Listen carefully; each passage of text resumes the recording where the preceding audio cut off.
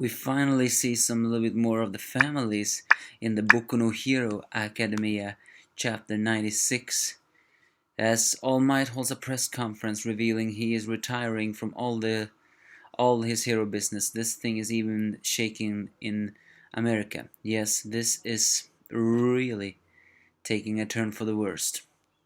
Also, it's revealed that Best Jeanist actually did not die, but he is crippled, or at least more likely to say had to have rest from his hero duties for an extended period of times. Also, Ragdoll has been saved. She was revealed to be the number 32 hero, but her quirk is stolen, and thus she is unfit to ever become a hero again.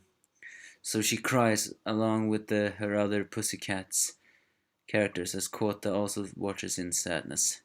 With that, the principal reveals that the society's faith in the Hero Academy has actually become very much lower than ever. But also the fact that now parents are actually wondering if they ever should do this to their children's, because they had the unwavering faith of confidence in heroes. With so many heroes having retired, and even if with the win, in the end it was a loss. So, and also many of the other heroes and schools boys suffered wounds. So we see some of the other heroes. First of Kyota, I mean the earphone jack. Turns out their parents are actually kind of rich, or at least have a successful business of music recordings.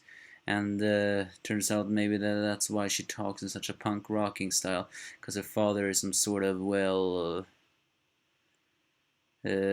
some sort of wind rocker, and also something and they also even mention Brian the son, the one who made this music. And we also see Bakugo's family members. Turns out, well, their family lives are just as dysfunctional as Bakugo himself.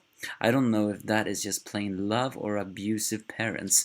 The thing is that Bakugo's mother constantly hits him, and they both curse at each other. It's not so difficult to see where Bakugo got his foul mouth from. His father looks relatively normal and almost like a pussy compared to the rest of the crew members. How However, other than that, he still don't like the fact when his son yells at him. So yeah, they are quite a dysfunctional family, and apparently, according to at least the mother's words, they never spoiled him. It's the fact that that he was blessed with powerful abilities. It was only then he was spoiled and pampered by everyone around him, and this is how it turned out. So they only swallowed pride, and they only ever got shallow praise from what was on the outside.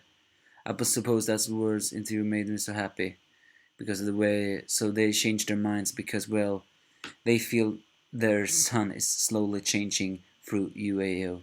Well, one wonder. So yeah, I wonder, is that really an abusive family or just a dysfunctional one? Also, Bakugo wonders to know who Deku really is to All Might, but of course All Might cannot tell him, at least not yet. Here, so he only says an egg with great potential.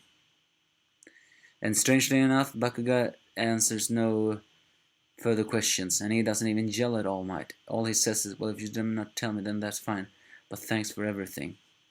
So yeah, I'm pretty certain he has figured out what Deku and Midoriya is.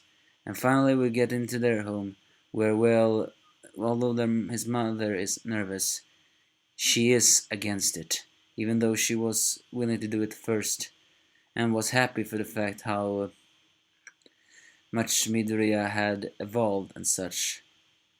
Even though he was quirkless, he cannot he cannot return, because according to her, she cannot take him getting hurt any longer. But of course he must return. So, with tears in her eyes, as Midoriya says, I was making light of my mother's feelings, even though it was the obvious conclusion for her to come to. So she asks with tears in her eyes, Given the way things are at Yuhei now, there's nothing there that installs enough confidence in me for you to be able to entrust my son to you. So what is gonna happen now is we Midoriya is the main character. He cannot be allowed to not attend that school. But yeah, what is he gonna say? What is he going to say? Say, All Might, I mean. Is he going to say that something that will inspire her or something else? Or is this her final words? Is this the final road? No, I don't think so.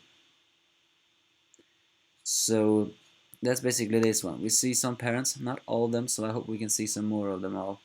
All in all, Bakugo's family is just as dysfunctional as he is, but she seems to imply he was not spoiled by her.